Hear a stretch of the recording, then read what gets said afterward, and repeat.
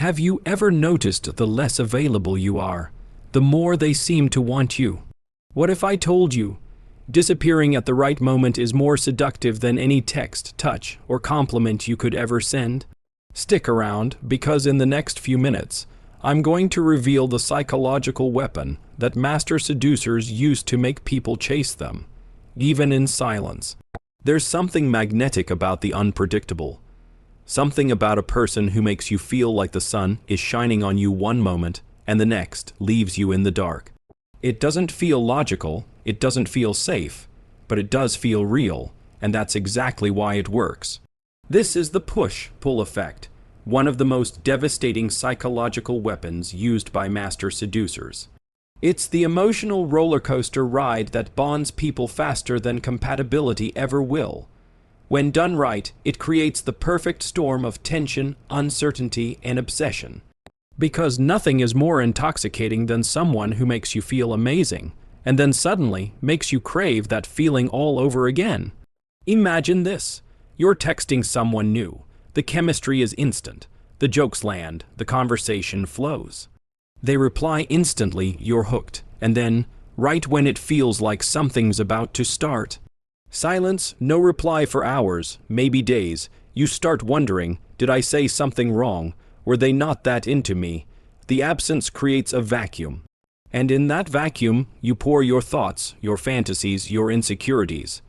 That silence, that pull back, does more to stir your emotions than a dozen perfect messages ever could. The power lies in the contrast, because human attraction isn't just built on connection, it's built on tension.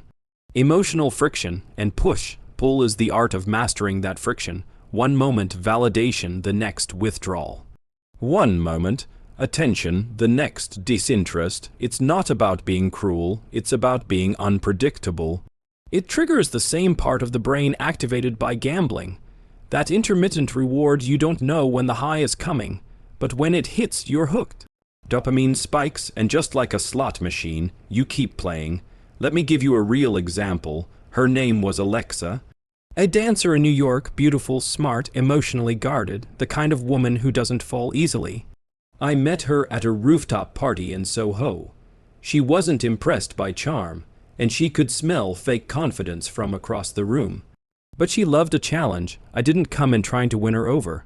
I teased her lightly, then walked away mid-conversation. She raised an eyebrow, surprised. When she came to find me 10 minutes later, I gave her a sip of my drink, smiled, and disappeared again. She wasn't used to it. Most guys either fawned or flexed. I did neither. Instead, I gave her tension. By the third time we spoke that night, she was leaning in, eyes narrowed, trying to figure me out. Was I into her? Was I just playful? The confusion wasn't a flaw, it was a feature, because the human brain is addicted to resolution. And the lack of clarity forces investment. She wanted answers, and to get them, she kept chasing the conversation. That's push-pull in motion. It's not just a seduction trick, it's a psychological phenomenon, BF. Skinner, one of the fathers of behavioral psychology, discovered that variable reward schedules, rewards delivered unpredictably, are the most addictive form of conditioning. Not praise every time, not rejection every time, but sometimes, that sometimes, drives the mind crazy with anticipation and overanalysis. Master seducers have been using this exact principle long before it was ever studied in a lab. There's another story, darker this time. A woman named Tanya dated a man who used push-pull instinctively. He would give her the most incredible dates, candlelight, deep eye contact, emotionally rich conversations.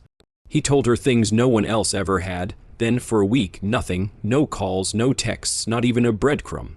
She was left reeling. When he reappeared, he'd act like everything was normal. Hey, been busy, missed you. The relief. Immediate, she forgave everything. Because in his absence, her mind had been romanticizing everything. That relief created a surge of emotional bonding that no logical, steady relationship had ever given her before. Was it manipulative? Maybe, but it worked. Now you don't have to be cold. You don't have to be cruel. The point isn't to hurt someone. The point is to create contrast. Because when affection becomes predictable, it becomes invisible. Predictability is safe, yes, but safety doesn't ignite passion. Fire does, and fire needs oxygen, space to burn. The push-pull effect requires precision. It can't be random. Too much push, and you seem needy. Too much pull, and you come off detached. The power is in the rhythm, like a dance. You lean in just enough to get close, then back away just far enough to make them reach. Again and again and again. Some people do it through text, short, playful messages followed by sudden silence. Others do it in person, intense eye contact and flirtation, followed by a deliberate shift of attention to someone else in the room. Not to make them jealous, but to show them, you don't have all of me yet. That yet is what keeps them coming back. In relationships, it shows up subtly. The partner who's emotionally available, but not always. The one who listens intently sometimes and disappears into their own world other times. That emotional fluctuation, it's not instability, it's intrigue. The mystery keeps the connection alive. Think of every great romance novel, every powerful love story. They don't start with two people who instantly fall into each other's arms and live happily ever after. They start with tension, misunderstanding, the push and the pull. That's what makes the resolution so satisfying. It's the journey that forges the bond, not the destination. We are creatures of craving, and craving is born in absence. Push-pull isn't about faking interest or playing games. It's about understanding the emotional circuitry of desire and knowing how to spark it. Consistently, strategically, seduction is never about having someone. It's about making them want you over and over again. And when you can master that rhythm, you don't chase chemistry, you control it. They say people don't just fall in love with you, they fall in love with how others respond to you. That's the secret truth behind one of the most powerful psychological weapons used by master seducers, preselection. Preselection is simple on the surface. It's the idea that when others desire you, your value automatically rises.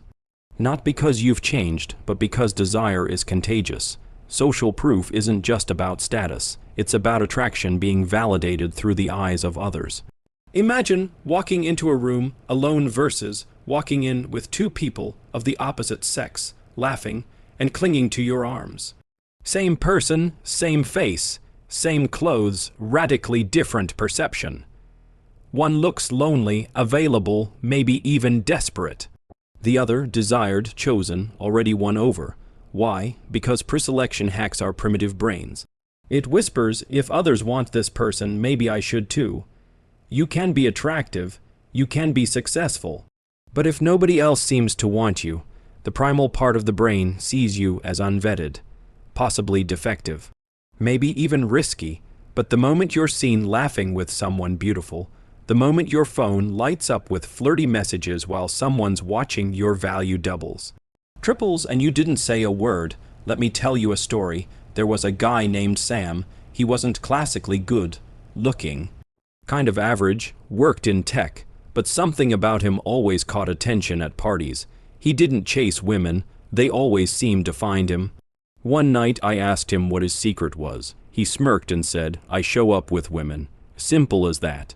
Every social event, he arrived with a female friend.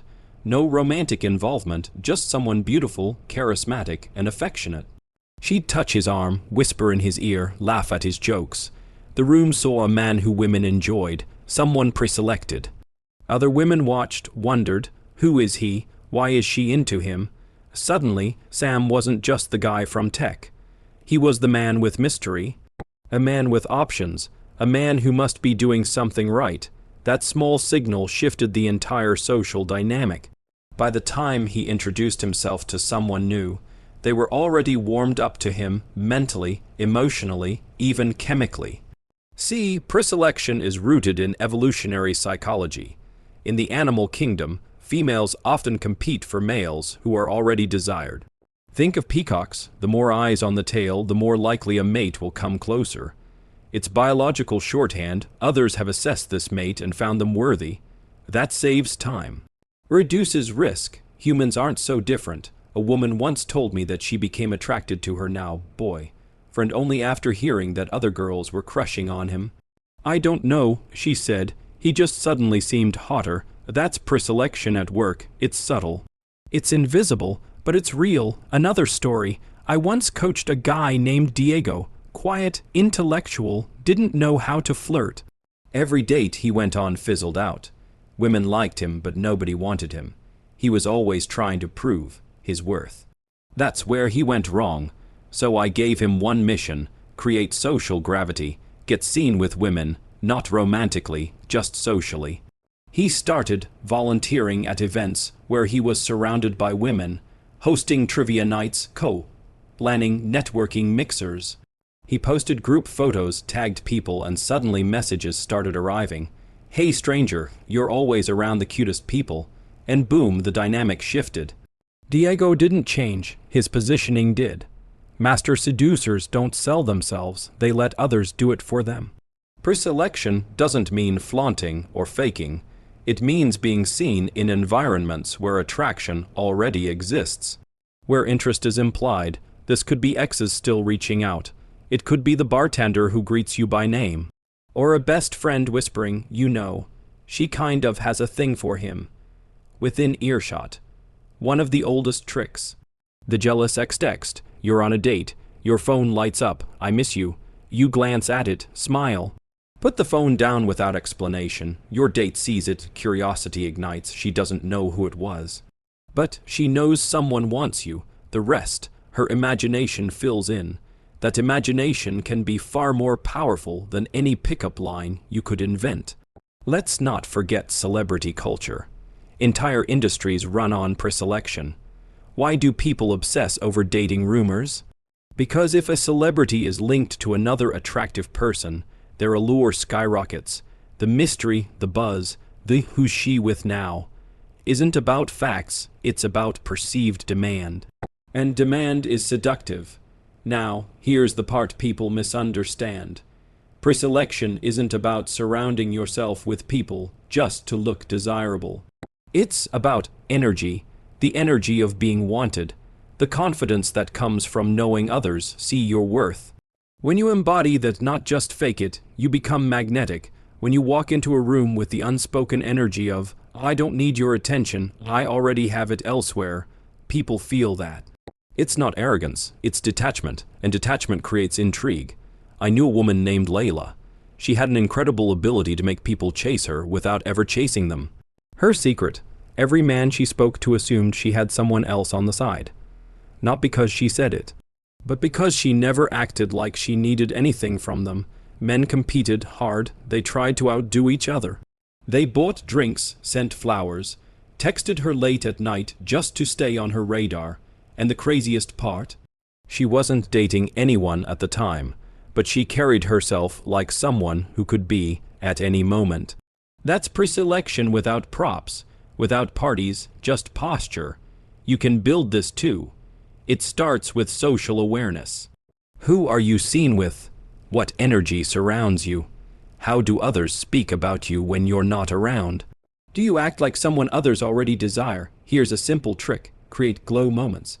This means putting yourself in situations where others compliment, flirt, or laugh with you visibly.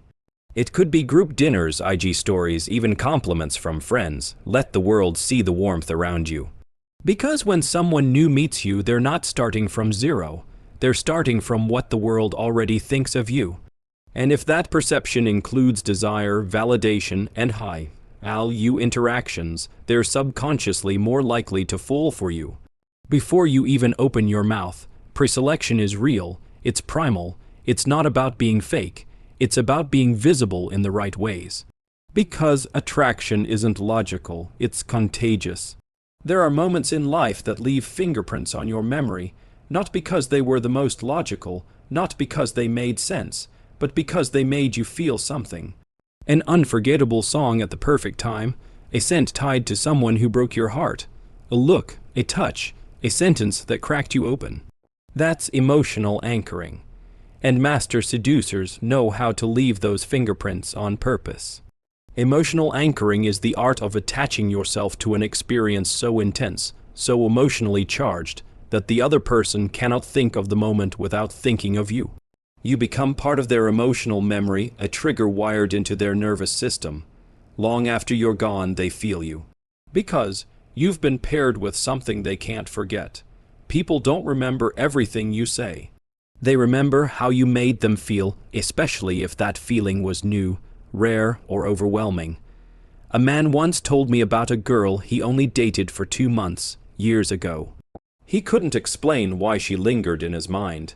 He dated others, smarter, kinder, even more beautiful. But this one, she stayed. When I asked him what stood out, he paused and said, "We watched this movie together. Some indie film. It had this emotional twist at the end, and I remember turning to her and she was crying. Not softly, she looked shattered, and she leaned into me without a word. That moment anchored her in his mind. The movie was just a backdrop, but the feeling, the rawness, the vulnerability, the silent closeness got tied to her. Now, anytime he hears the film's title, or feels that kind of emotional vulnerability, her face flashes in his mind. That's anchoring, not manipulation, association. The brain works through associations. Emotions amplify those associations. And seduction, real seduction, is about creating an emotional signature that gets wired into someone's memory. I once knew a woman named Sienna, not conventionally stunning, not the loudest in the room, but people were drawn to her like moths to a flame. Why? Because she was a master at creating emotionally charged moments, not with drama, with presence. She'd take a guy to a spot that meant something to her, a hidden rooftop in her city, a quiet place by the ocean, a strange bookstore she used to go to as a kid. She'd share a deep memory, something real, something raw, and just like that, she anchored herself. He wasn't just spending time with her. He was stepping into her emotional world. One guy told me that he still drives by the rooftop she took him to, years later, and thinks of her. Not because they had sex there, but because of what she said. "This is where I go when I feel like I'm too much for the world." That sentence locked her into the bricks of that building. She could disappear for the rest of his life, and he'd still feel her there. This is why shared experiences are so powerful, especially ones that spark intensity, fear, awe, sadness, excitement. Go skydiving together. That adrenaline gets linked to whoever you're with. Talk about a trauma from your childhood. That vulnerability forms a bond. Watch a powerful film and cry together.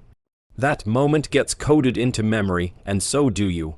Master seducers know this. They don't just date.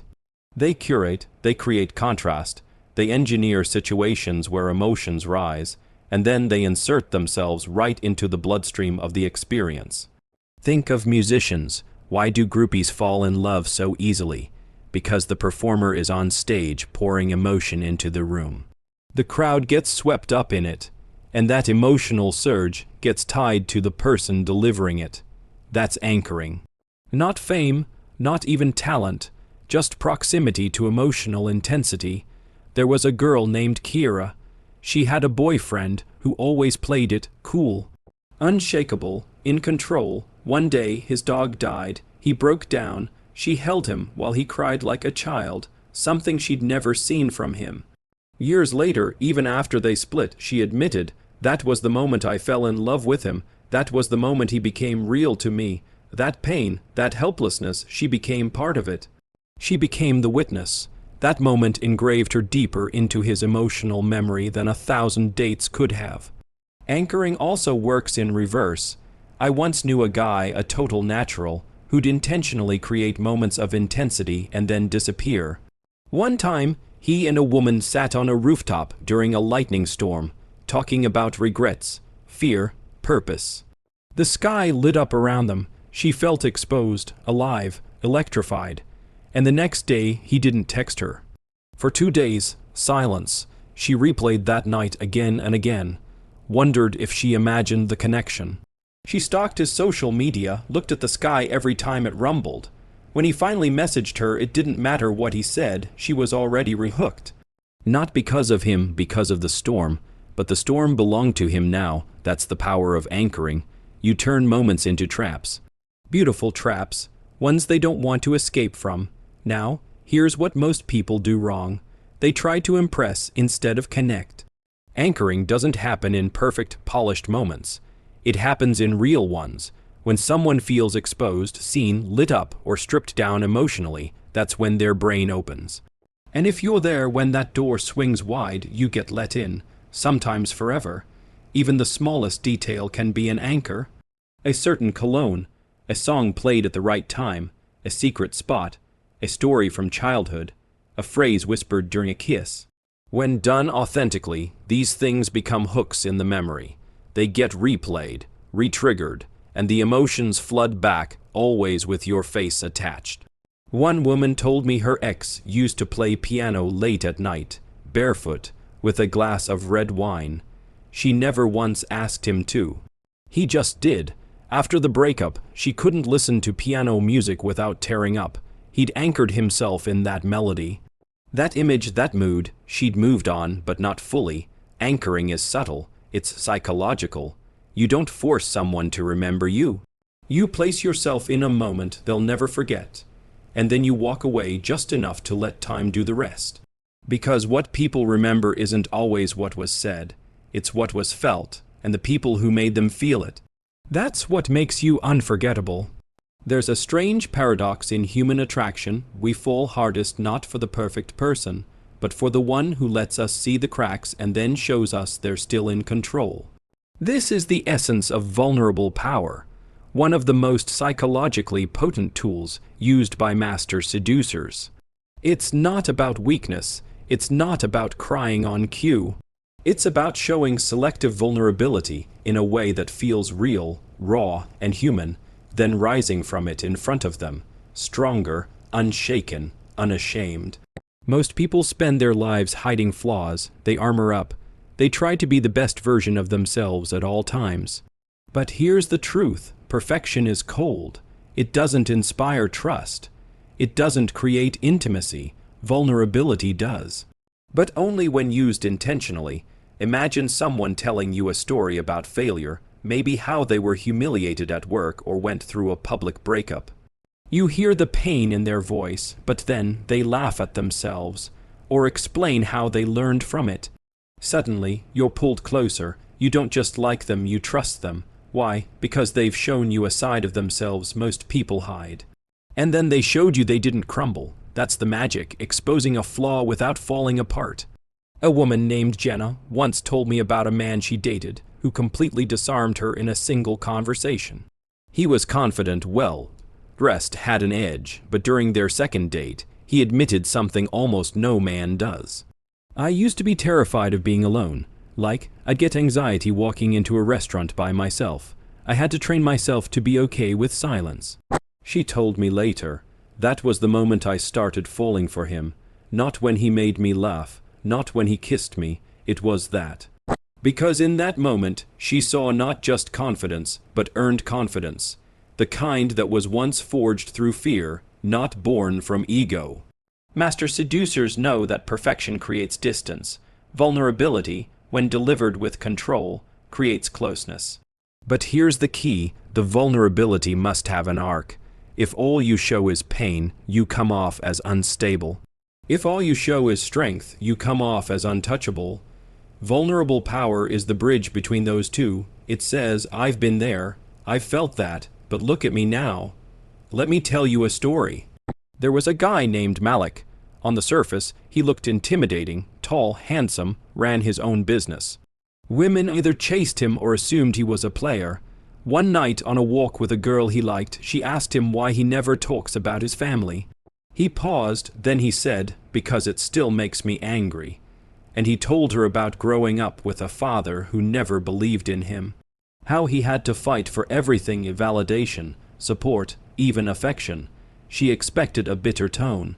But instead he smiled and said, I guess that's why I'm so intense now. I'm just making sure I never end up like him. That's vulnerable power. He didn't rant, he didn't cry. He shared something painful, then reclaimed it in real time. He showed her the wound, then showed her the scar. That's what makes it seductive. It's not just about revealing. It's about revealing and rising. Another example. I once knew a woman named Tasha. She had this way of making men open up, not because she interrogated them, but because she went first. On one date, she told a story about freezing on stage during a college performance, completely blanking in front of 200 people. Then she laughed and said, "It took me 5 years to get back on a stage, but when I did, it felt like revenge." The guy she was with, who was notoriously guarded, told her a story he'd never told anyone, about failing his first business and hiding it from his parents for a year. That moment bonded them faster than months of small talk ever could. That's what vulnerable power does. It drops the mask, which invites the other person to drop theirs. But the structure is always the same. Reveal the wound, control the narrative, demonstrate growth or transformation. If you skip that last part, you risk coming off as weak. But if you include it, you create a story arc, and humans are addicted to stories, especially stories of survival. There's even neuroscience behind it. When someone shares something emotionally charged and authentic, our mirror neurons activate. We feel with them. That creates empathy, and empathy, when paired with attraction, builds intense emotional intimacy. It's the same mechanism that makes audiences fall in love with flawed characters in films. Tony Stark isn't magnetic because he's a genius billionaire. He's magnetic because he's a genius billionaire with trauma, guilt, self-doubt, and he still shows up. Real attraction isn't about being flawless. It's about being seen, flaws and all, and still being irresistible.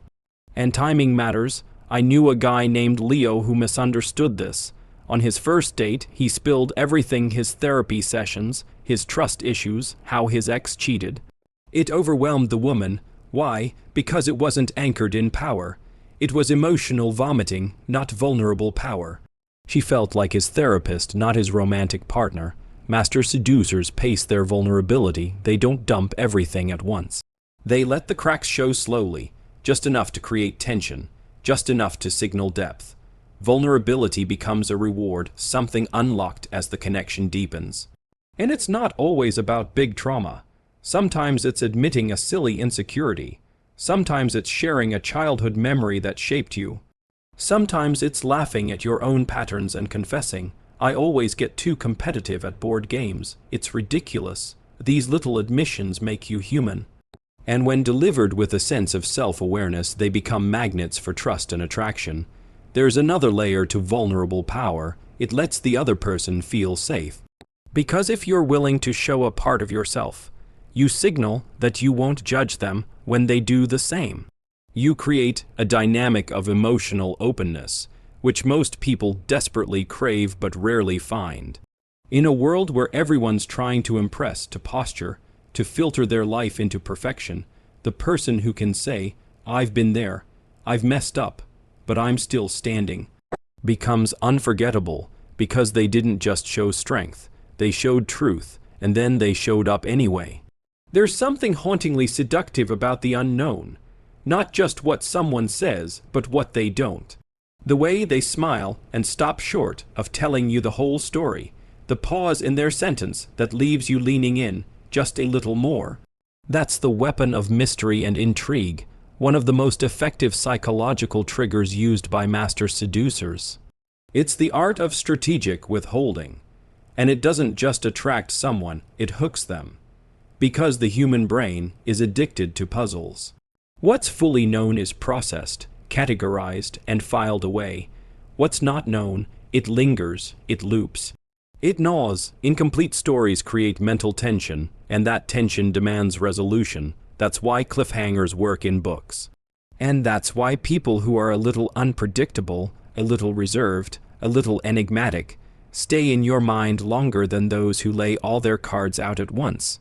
Think about this. Have you ever met someone who answered every question, told every story, revealed everything about themselves right away? Maybe you liked them, maybe you even trusted them, but you didn't crave them. You didn't fantasize about them on a loop. Why? Because there was no room for your imagination to roam. They gave you the whole picture. Mystery is the blank space where fantasy grows. I once knew a woman named Eliza. Men were drawn to her, not because she was loud or flashy, but because she always left things unsaid. If you asked about her past, she'd smile and say, "That's a story for another time."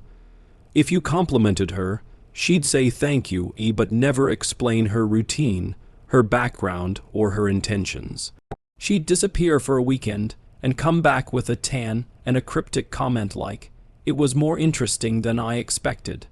She never posted where she was. She never explained herself fully, and as a result, men obsessed over her, not because of what they knew, but because of what they didn't. She wasn't playing hard to get. She was playing deep to get, creating an emotional maze that made others want to explore her further. Every detail she gave was a breadcrumb, not a buffet. That's how you build intrigue. You invite curiosity. You leave space, you drop hints, you let them wonder. Mystery isn't about silence, it's about timing. It's knowing when to share and when to hold. It's choosing stories that open a door without revealing what's behind it. It's revealing just enough to provoke questions, but never enough to satisfy them all at once. I once watched a man work a room at a party with almost surgical precision. People kept asking him what he did for a living. Each time he gave a slightly different answer. "I'm in logistics," he'd say with a smirk. Later, "I work with international clients." And later still, "Let's just say I solve problems for companies that get stuck." Nobody knew if he was in finance, government, or something darker. But people couldn't stop talking about him. Why? Because ambiguity breeds fascination. When people can't pin you down, they lean in harder. They want to solve the riddle, and in trying to solve you, they get entangled, emotionally, psychologically, sometimes even sexually. This is one of the biggest mistakes people make in dating. They overshare too soon. In an effort to be authentic, they unload their entire backstory on the first few encounters. But master seducers understand intimacy is layered. It's not about dumping everything at once. It's about slowly peeling back layers in response to curiosity, not obligation. You don't need to lie. You don't need to be mysterious about everything. But you do need to create contrast. Give them something to wonder about. Let them ask themselves, where did that come from? Why did they look away when they said that? What aren't they telling me? That's how obsession begins, in unanswered questions. There was a guy named Jay who never bragged, never tried to dominate conversations. But one night, a girl he'd been seeing for a few weeks found an old black and white photo in his apartment, a picture of him in front of what looked like a military helicopter in some foreign desert. She asked, "Where was this taken?" He looked at the photo for a second and said, "Somewhere I probably shouldn't have been. Anyway, want tea?" She told me later that that one sentence haunted her for months. She Googled his name. She wondered if he'd worked for the government, for private security, for something more secretive. He never confirmed or denied it, and he didn't need to. He lived in her mind not because of what he shared, but because of what he withheld. That's the psychological core of mystery. When you leave gaps in your story, people fill them with imagination. And their imagination will almost always make you more interesting than reality ever could. Think of James Bond. He's attractive not just because he's skilled and confident, but because he's haunted, wounded, guarded. You know there's more going on beneath the surface. The same applies in real life. The person who reveals a smile, but not their full motive, who shares an opinion, but not their whole world view, who listens more than they talk, becomes a magnet for curiosity. And curiosity is the front door to obsession. Now, mystery isn't just about speech. It's about actions too. Being unavailable once in a while, not explaining every move, letting some parts of your life remain yours. It's also in your expressions, the smirk that doesn't match your words, the pause before you answer. The story you begin, then change direction halfway through. These create tension, and tension is the lifeblood of seduction. Don't just tell them who you are, let them figure it out or think they are. One of the most attractive women I ever met said something I'll never forget. She leaned in and whispered, "The most powerful thing a woman can do is let a man wonder." And she was right. It works both ways, gender doesn't matter. What matters is this: stop answering every question. Stop trying to be understood completely. Let parts of you remain untouchable. Let them wonder where you go when you're quiet. Let them guess what you're thinking when you look away. Let them imagine what you might be hiding, because that imagination, it will build a version of you in their head that's larger than life. Mystery isn't deception, it's design. You don't lie, you curate. You don't hide, you reveal strategically. You don't chase, you pull with silence, with curiosity, with gaps that beg to be closed. And in the end, they won't even realize it was your absence, not your presence, that made them fall. There's a silent force that shifts the energy in any room the moment it walks in. It doesn't have to speak loudly. It doesn't demand validation. It radiates one message without ever saying it. I know who I am, and I don't need you to approve of it. That force is confidence framing, the final and perhaps most magnetic psychological weapon in the arsenal of a master seducer. It's not about arrogance. Arrogance is insecure, it shouts, it compensates. Confidence, real confidence, is calm. It's owned, it's embodied, it's not reactive, it frames the entire interaction on its own terms. And this is where most people miss the point. Confidence framing isn't just about how you feel. It's about how you make others feel about you. Every social interaction, especially romantic ones, operates within a hidden frame. That frame determines who is the prize and who is the pursuer. Master seducers frame themselves as the prize from the very first second, not through bragging, but through how they carry themselves. Their posture, their voice, their pacing, their boundaries, everything communicates, "You're lucky to be here." This flips the dynamic instantly. Most people seek approval. They over-explain. They nervously fill silence. They try to impress. But the master seducer assumes they are the one being evaluated. They don't chase energy, they attract it. Let me tell you about Devon. He wasn't conventionally handsome. He didn't have flashy clothes or an expensive car. But when he walked into a bar, heads turned. Why? Because he never looked around to see who was watching. He acted like the room belonged to him, like he had nothing to prove. When someone approached him, he didn't light up nervously. He took a second before smiling, as if saying, "Let me see if you're interesting enough to keep my attention." He framed every interaction as something they had to earn without ever being rude, without ever putting someone down. That's the paradox. The less you seek approval, the more people try to win it. Confidence framing begins before you even speak. It's in how you stand. Do you take up space or shrink yourself? It's in how you make eye contact, steady, not aggressive. It's in how you pause before you answer, as if you weigh your words instead of rushing to fill silence. But it becomes especially powerful in how you respond to challenges. I once watched a woman tease a guy by saying, "You probably say that to all the girls." Most guys would stammer or defend themselves. He just smiled and said, "Only the ones who can keep up." She melted. He didn't deny the tease. He reframed it, positioning himself as someone selective, someone with standards. He didn't need her approval. He was curious if she deserved his. That's the essence of confidence framing, always behaving as if your value is assumed, not negotiated. This is deeply rooted in psychology. People subconsciously look to others to determine how to treat them. It's called social referencing. If you act like you're the prize, others will treat you that way. If you act unsure, they'll question your worth, even if you're brilliant, attractive, or accomplished. There was a woman named Serena who mastered this with surgical precision. She never acted desperate even when she was interested. On a first date, if a guy complimented her looks, she'd smile and say, "Thanks. I like people who notice details." Subtle. Confident, she didn't downplay the compliment. She owned it. She reframed it as a reflection of his perceptiveness, not her need for validation. People couldn't stop thinking about her. Why? Because she didn't give her attention freely. She made it feel earned. And when someone feels like they have to earn your time, your validation, your presence, they value it more. That's human psychology. We chase what's slightly out of reach. Confidence framing also means controlling your tempo.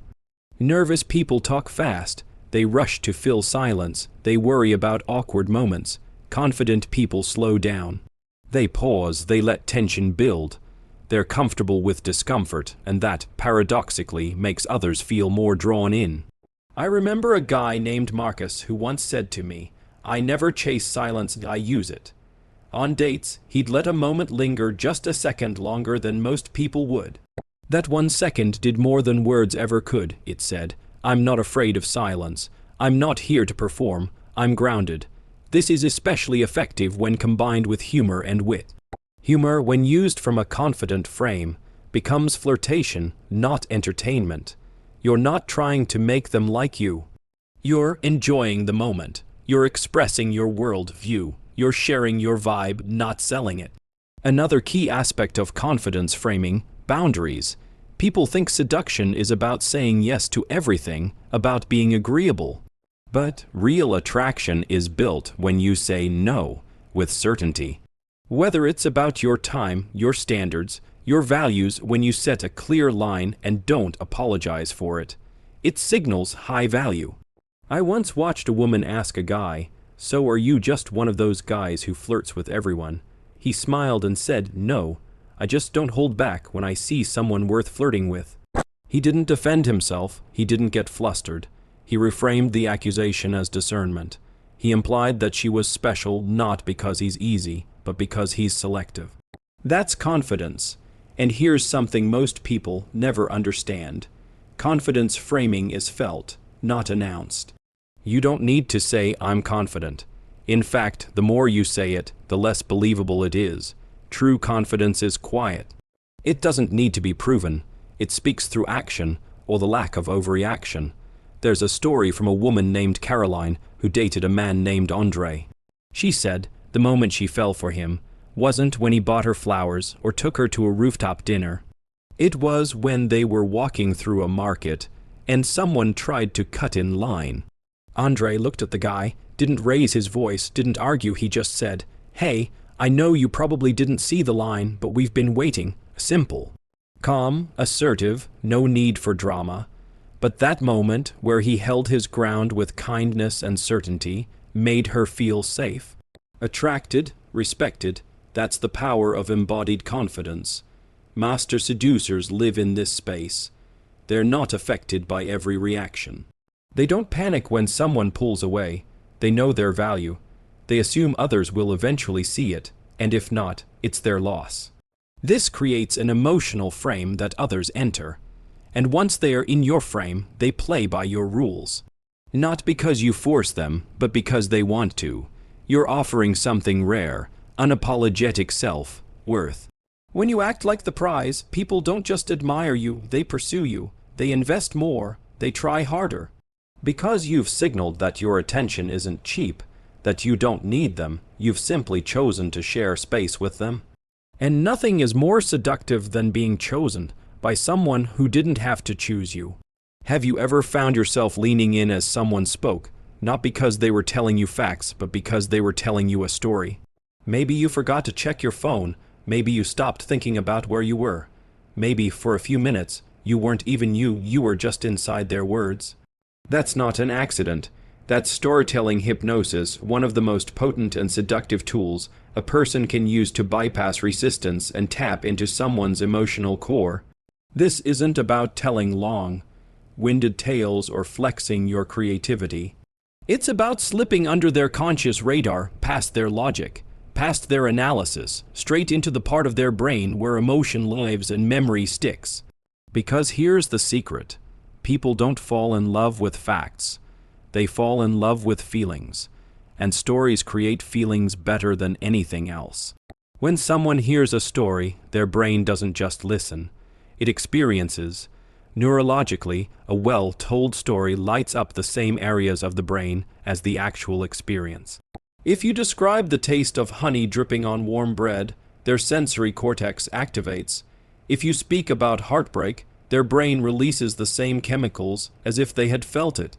That's hypnosis, not swinging watches or spirals on a screen, but emotional transportation.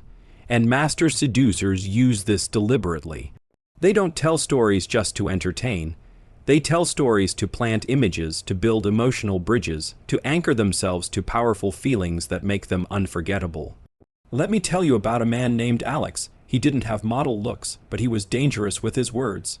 On a first date, he wouldn't just ask what someone did for fun. He'd say something like, "You ever have one of those nights where everything just clicks, like you didn't plan it, but suddenly you're with the right people in the right place and the air feels electric, like anything could happen?" He wouldn't say he had those nights. He'd make you remember them. That's the key. Instead of telling you about himself, he'd create a story that made you feel something. And when you felt that feeling, you attached it to him. That's emotional anchoring through narrative. But storytelling hypnosis can go deeper than just shared nostalgia. It can be used to bypass resistance, especially in seduction. If someone is guarded, skeptical, or slow to trust, direct logic or persuasion won't work. But stories, they slip through the cracks. I once met a woman named Lee who mastered this to a terrifying degree. When a man tried to impress her, she wouldn't play along, but when she was interested, she'd begin to tell. Quietly, intimately. She once said, "When I was 17, I snuck out of my house with this guy who had a motorcycle and terrible ideas. I was terrified, but also kind of thrilled. We ended up on this random hill, watching the city lights, and he said something I never forgot. It doesn't matter where you are. If you're free inside, you can be anywhere and still feel alive." That stuck with me. Notice what she did. She didn't say, "I like danger," or "I'm drawn to freedom." She told a story that communicated it. And because it was wrapped in memory, emotion, and vulnerability, the guy she told it to didn't just hear it. He felt it, he connected to it, and unknowingly to her. That's the magic of storytelling hypnosis. It embeds meaning in emotion. It lets people discover the message themselves, which makes them own it. And what we discover on our own, we value more. This technique is especially effective when paired with ambiguity. Instead of spelling out your life, you drop a story that hints at your depth, your past, your potential danger or softness. Let the listener do the work. Let them wonder. Let them project. Their own imagination becomes your co-seducer. But not all stories work. To create hypnosis, a story must do three things. It must create visual images. It must tap into universal emotion. It must position you as the silent source of that feeling. Let's break that down. Visual images are crucial. The more sensory your story, the more real it feels. Instead of saying, "I went to Paris and had fun," say, "I remember leaning over this rusted balcony in Montmartre, holding a warm kvass. In one hand, the wind pushing my hair back, and the smell of espresso rising from the cafe below." That paints a picture, and pictures stick. Universal emotion means tapping into feelings everyone understands. Longing, rebellion, nostalgia, heartbreak, freedom, shame, joy. The more primal the emotion, the deeper the hook. That's why stories about the one that got away, or the moment everything changed, hit so hard. And the third part, positioning yourself as the source, is where seduction happens. You tell stories that make them feel something with you, even if the story happened in your past. That's how bonds form. That's how your voice starts echoing in their mind when you're not around. There was a guy named Theo who used this brilliantly. He once told a girl, "A few years ago I got caught in a rainstorm in Lisbon with this girl I just met. We were soaked and laughing like idiots, hiding under some tiny archway that barely kept it dry, and for some reason, it was the first time in years I felt like I was exactly where I was supposed to be." He didn't say he wanted that again, but she felt it. And more importantly, she imagined what it might feel like to be that girl. That's the trick. In great storytelling, the listener inserts themselves into your narrative, and once they do, they don't want to leave it. The most seductive part of a story is that it allows the other person to see themselves with you, not through logic, but through immersion. Their defenses go down, their fantasies turn on, their connection deepens, and they don't even know why. Even silence can be hypnotic if you lead them there. You can end a story with a breath, a look, a small smile that says, "There's more, but I'm not giving it away yet." That builds tension. That keeps them leaning in, But here's where this weapon becomes devastating. You can link stories to your presence. You create an emotional state, then subtly anchor it to something unique about you, a smell, a tone, a touch, a phrase. Over time, they start to associate you with that feeling, even if they can't explain why. That's the long game. That's when someone says, "I don't know what it is about them, but I can't stop thinking about them." It's not you they're obsessed with. It's how they felt when they were with you, and storytelling is how you planted that seed. Seducers know the fastest way into someone's heart isn't through logic. It's through emotion. And the fastest way to trigger emotion is through a story that bypasses thought and speaks directly to the part of us that remembers how it felt, not just what was said. So tell your stories, but tell them like spells. Paint pictures, stir emotions, let silence do the rest. Because once they've felt something they can't explain, they'll come back, again and again, chasing a moment you crafted out of thin air. There's something strangely intoxicating about what we can't have right now. The unanswered text, the empty chair where they used to sit, the pause between presents. This isn't just coincidence, it's psychology. It's the weapon known as controlled absence, and it's used masterfully by those who understand the human mind better than most therapists ever could. Controlled absence is not ghosting. It's not flaking, vanishing, or playing games to hurt someone. It's intentional scarcity. It's pulling away not because you've lost interest, but because you know desire needs oxygen, and sometimes that oxygen is distance. Humans are wired to crave what feels just out of reach. The less accessible something is, the more our minds obsess over it. This is rooted in reactance theory, the psychological response we have when something we value is removed or limited. We start wanting it more, not because it's objectively better, but because we can't have it now. Seducers exploit this to create emotional inflation. Controlled absence isn't about coldness, it's about influence. By removing your presence at key moments, you amplify your value in their mind. Your memory doesn't fade, it intensifies. The last look, the final word, the energy you left behind, all of it starts playing on repeat in their imagination. And what the mind replays, the heart starts to miss. Let's look at Maya. She had a natural magnetism, but she didn't rely on it. After a great date, she didn't immediately follow up. She let the night breathe. She gave the guy room to sit in what he just experienced. She allowed mystery to do the heavy lifting, and the result, he reached out. He reached hard, not because she said or did anything overly seductive, but because she wasn't there. Her absence gave her presence weight. Now contrast that with most people, they flood the channel constant texts. Memes, updates, the energy becomes too available, too easy. There's no space to miss them, no time for desire to form. The interaction becomes like a song on repeat, predictable, flattened background noise. Master seducers avoid this mistake by embracing silence and space as tools. There's a story about a man named Raphael. Charismatic, deep voice, unshakable confidence. He went on 2 incredible dates with a woman named Eliza. The chemistry was electric. The conversation flowed effortlessly. On the second night, they kissed, slow, deliberate, full of tension. And then nothing, not for a day, not for 2. For 4 days, he didn't reach out. No Instagram likes. No casual thinking of you. He disappeared, but Eliza didn't forget him. She obsessed. Every song reminded her of the way he smiled. Every couple she passed reminded her of their kiss, and when he finally messaged, it wasn't apologetic. It was simple. "I had a great time the other night.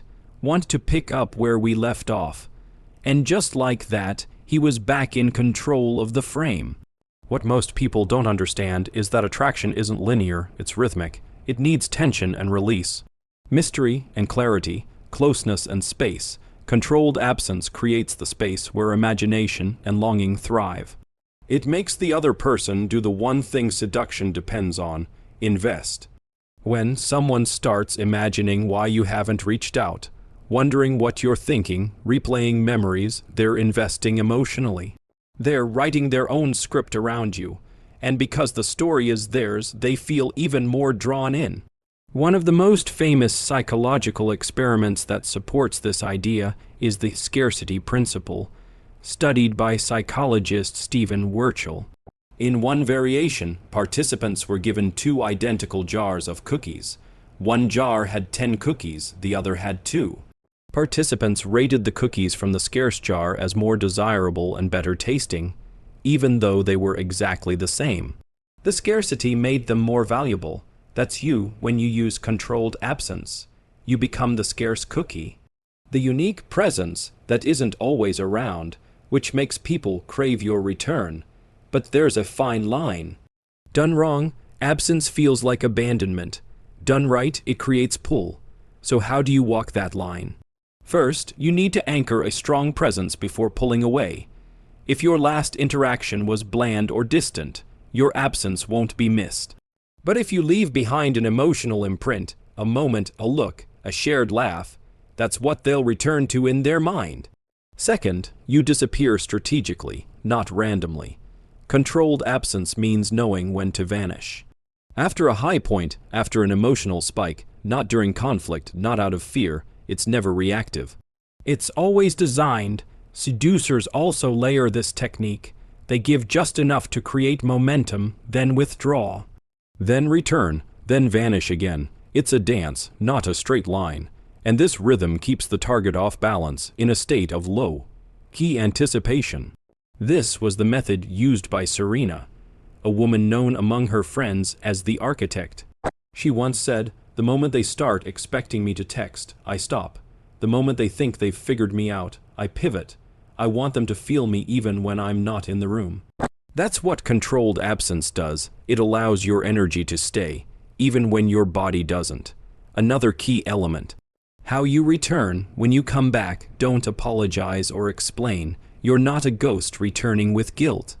You return like a chapter resuming naturally, confidently, as if nothing was wrong. This reinforces that you are not at their emotional mercy. That you choose when and how to engage. That your attention is a privilege, not a guarantee. And this does something incredibly powerful. It makes people step up. When someone realizes you're not always available, they recalibrate, they work harder, they respond faster. They open up more, all in an effort to not lose you again. I once met a guy named Marcus who told a woman on their third date, "I like my space, I get energized when I'm alone, but I've also realized I miss the right people quickly." That line hit her like lightning. It was clear, it was confident, and it framed his absence not as disinterest, but as intentional selectivity. He wasn't ignoring her, he was maintaining his center, and she respected it. In a world where people overshare, overtext, and overvalidate, controlled absence is almost shocking. It's unexpected, and that's why it works.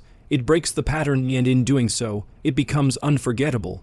Because ultimately, people don't crave what they have, they crave what they fear losing. They don't chase what's always there, they chase what might slip away. And they don't remember constant noise. They remember the silence that made their heart race. Controlled absence isn't about manipulation.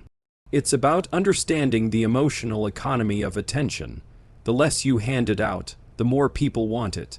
And once they want it, they start earning it, not with words, but with effort, emotion, and obsession. If this unlocked something in your mind or made you see attraction in a whole new way, don't just disappear. Hit that like button, subscribe, and turn on the bell so you never miss the next move. Because this is only the beginning.